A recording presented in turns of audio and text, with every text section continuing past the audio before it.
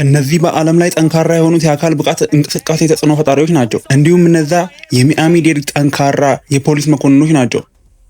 ማን የበለጠ ጠንካራ እንደሆነ ለማወቅ በ5 ከባባድ ውድድሮች እናወዳድራቸዋለን።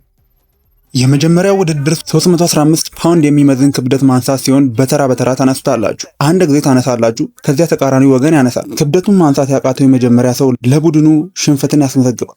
እሺ እንጀምር። እሺ ልክ እንደሱ አድርግ። ወዲያውኑ መድገም አለብህ። ቀላል ነው። እንቀጥል። ኦ እየከበደ መጥቷል። ልክ እንደዚህ ከ5ቱ ከባድ ውድድሮች የመጀመሪያው ተጀመረ። በርታ ኤስፔንዝ፣ እንቀጥል። በርታ ኤያን፣ ተነስ ተነስ። ይህንን ማድረግ ያቃተው የመጀመሪያ ሰው ይሸነፋል። ሂድ ኤያን፣ እንቀጥል። ፈርቷል እኮ። አንሳው አንሳው፣ ልክ እንደሱ። እስካሁን እንዴት መቀጠል እንደቻለ አላወኩም። እሺ እንቀጥል። በል በፍጥነት። በርታ ኤያን፣ በርታ። አንሳው።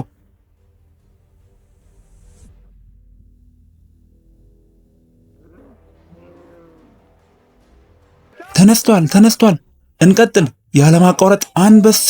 አንሳው አንሳው። ያንን ለምን እንዳሸነፍን ማወቅ ትፈልጋላችሁ? ያንን ያሸነፍንበት ምክንያት እነዚህ ሰዎች እጅግ ተሰጥኦ ስላላቸው ነው። ነገር ግን እኛ የሰውነት ማጎልመሻ ባለሙያዎች ስለሆነን እና ቦታውን ሚያሚ ስለሆነ ይህንን ነገር ይዘናል። ይሄ ዱቄት ነው፣ ይሄ ዱቄት ነው። ጌታዬ እጆን ከጀርባው ያድርጉ። ቆይ ይመስለኛል እሱም ይህንኑ ነው የሚፈልገው። 1 ለባዶ የሰውነት ገንቢዎች ቡድን መርቷል። ወደ ቀጣዩ ውድድር እንለፍ። መሰናክል ማለፊያ ውድድር አለን። ውድድሩ በእኔና በራንዲ መካከል ነው።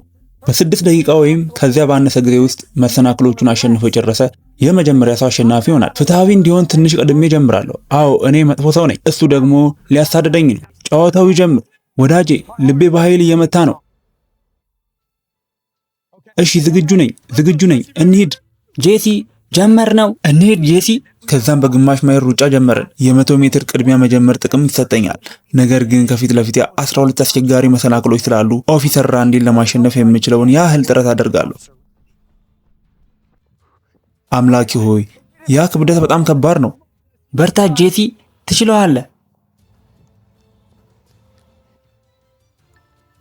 አንድ ዙር አለቀ። ሌላ 1 ዙር ይቀራል። ነገር ግን ኦፊሰር ራንዲ እየተጠጋኝ ስለነበረ መፍጠን ነበረብኝ። እንሂድ ጄሲ፣ በፍጥነት። እሺ ጄሲ በርታ፣ ሩጫው አለቀ። እንሂድ። አሁን የመሰናክል ማለፊያውን መጋፈጥ ነበረብኝ። በግድግዳ ላይ መዝለል ጀመርኩኝ። ከዚያም እንደ ድም መሬት ላይ ተንበርክኮ መሄድ። በመቀጠልም መሰናክሎችን መዝለል ነበረብኝ። በላያቸው ላይ ዝለል፣ አትጣላቸው። ከጣልካቸው እንደገና መስራት አለብህ። ነገር ግን ራንዲ ልክ ከኋላዬ እንደነበር አላወኩም ነበር። ስለዚህ ፍጥነቴን መጨመር ነበረብኝ። በእነሱ መካከል እለፍ። ሳላስተውለው የነበረኝ የቅድሚያ ጥቅም ጠፋ። ራንዲ አሁን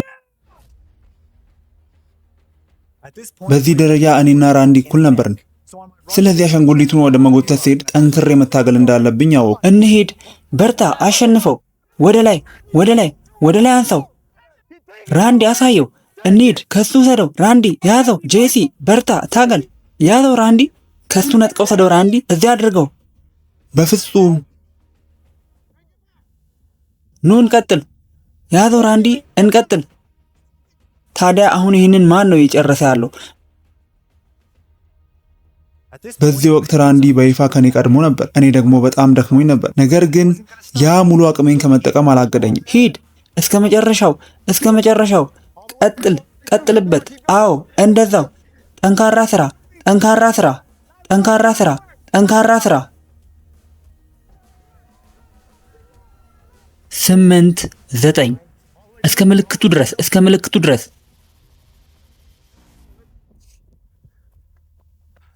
ሰዓቱ 7:30 7:30። ከራንዲ ጋር በተደረገ ከባድ ውድድር ከተሸነፍኩ በኋላ ጥሩ ቡድን አጋሮች በማግኘቴ አመስጋኝ ነበርኩ። በተለይም አጭር የማበረታቻ ንግግር ካደረገልኝ በኋላ ዶክተር ማይክ። በጣም ጥሩ ሰርተሃል ጆሲ።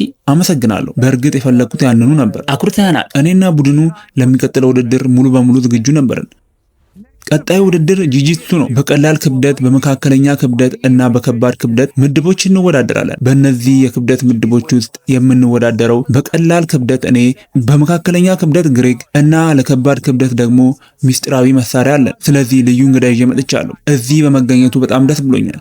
ለጥቂት ዓመታት አላየሁትም ነበር። አያቴ ዌትስ፣ ሁላችሁም አጨብጭቡለት። ለ40 ዓመታት የጥቁር ቀበቶ ባለቤት ነው። ዳኛችን ይሆናል። እሱ ብዙ አያወራም። ለ30 ዓመታትን ያህል ምንም አልተናገረም። እኔ ግን ጂጂትሱ እንዴት እንደሚሰራ ምንም አላውቅም። ታገሉ። አዎ ይህ ብዙ ጊዜ አይወስድም። ጄሲ በጣም ጥሩ የሰራ ነው። ሰውነትህን በሱ ላይ ተጠቀምበት። የልጅ ልጄን አትንካ። ታዲያ ለኛ እድል ነው አይደል አያቴ? ቀጥሎ ግሬግ ዱሴት። ግሬግን የሚገዳደረው ማን ነው? እኔ ሞክረዋለሁ። ዋው በጣም ደስ የሚለው ዋው። ያ በጣም ደስ ይለኛል። ግሬግ የመጨረሻ ንግግር ምንድን ነው? ከዚህ በፊት ከነበረው የበለጠ ከባድ ይሆናል። ልክ ነው። ጀምሩ። የመጀመሪያውን ግጥሚያ ስላሸነፍኩ ግሬግ የራሱን ግጥሚያ ካሸነፈ ቡድናችን የጂጂትሱ ውድድሩን ያሸንፋል። ጂጂትሱ ከዚህ በፊት ከነበረው የበለጠ ከባድ ነው። ግሬግ እየተነፈስክ ነው? ምን ማድረግ እችላለሁ? ትንሽ ጊዜ ያስፈልገኛል። እዚህ ለ1 ሰዓት ያህል የምቆይ ይመስለኛል። 3 ደቂቃዎች። ሰዓቱ ሊያልቅ ጥቂት ደቂቃ ብቻ ነው የቀሩ። ግሬግ ለቡድናችን ድል ለማምጣት በፍጥነት እርምጃ መውሰድ ነበረበት። እግሮቹን ያዝ ግሬግ፣ እግሮቹን ያዝ ግሬግ። ግሬግ አሁን ያለበት ሁኔታ እንዴት ነው? ማለቴ ምንም አይነት አትሌቲክስ ብቃት ለሌለው ሰው በጣም ጥሩ እየሰራ ነው። ፊቱ ላይ በጥፊ ምታው። ወይኔ ወይኔ ወይኔ! አይ አይ አይ አይ!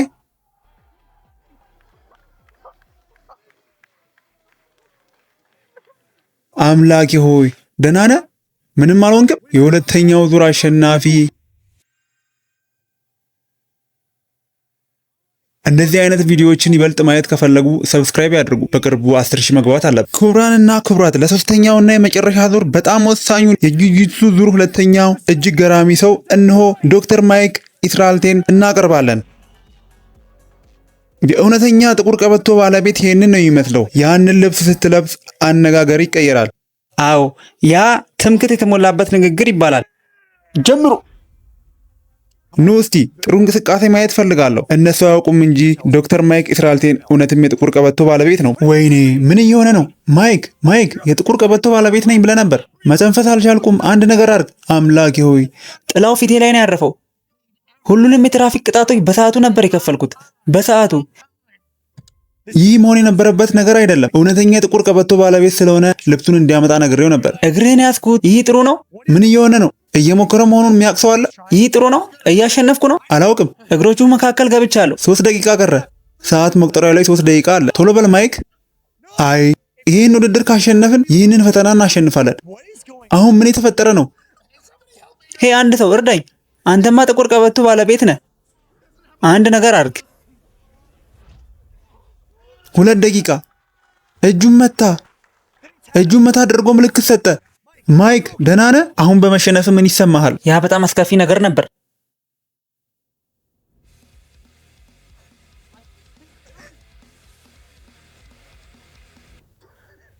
አያቴ ያ በጣም ከልክ ያለፈ ነበር። አሸናፊው ፖሊስ ነው።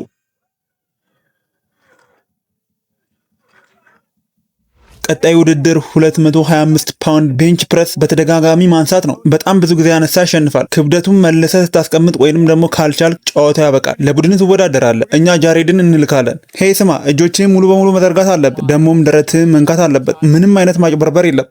የሰውነት ካሜራዎች ሲጠፉ እንዴት እንደምትሰሩ እናውቃለን። 2 3 4 ሙሉ በሙሉ ዘርጋ። 5 6 0 0 0 18 19 ሙሉ በሙሉ ዘርጋ። እንደገና አይ አትንካው።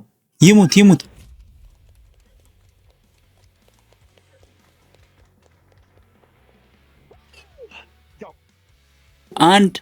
2 3 4 5 6 7 8 9 10 11 በርታ። ጥሩ። አዎ ጨርሷል። እንሂድ።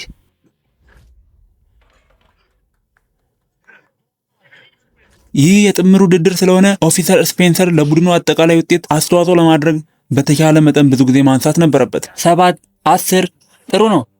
መልስ አስቀምጠው። ጥሩ 12 ወዲያውኑ ብትሄድ ይሻላል። አይሆንም።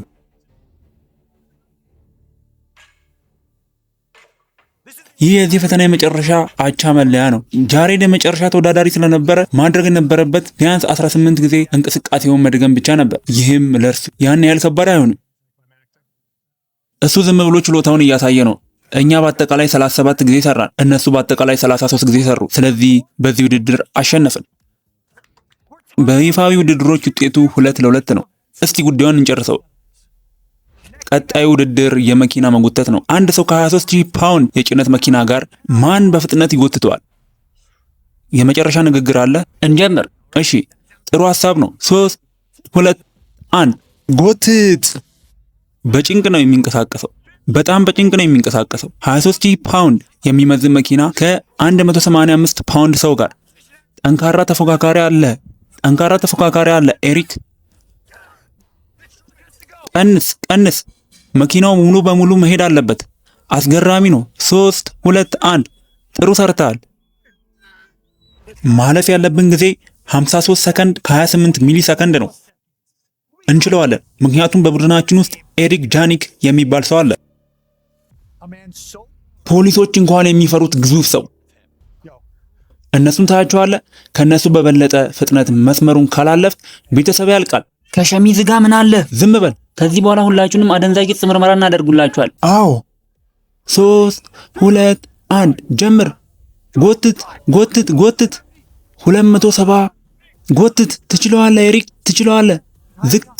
ዝቅ ብለህ በሙሉ ኃይል ጎትት። ዝቅ ብለህ ጎትት። በርታ፣ ጎትት። አዎ። እኔ እንኳን ብዙ አልታገልኩም ነበር። ሰዓት። ጥሩ ነው። እንሂድ ኤሪክ ጄኔኪ። አሁን አጠቃላይ ውድድሩ ማን እንዳሸነፈ እናያለን። ያንተ ጊዜ 53 ሰከንድ ነበር፣ የኛ ደግሞ 60 ሰከንድ። ቀልዴን ነው። 40 ሰከንድ። እንችላለን። እስቲ አሁን ምን ይሰማሃል? ሰብስክራይብ አድርጉ።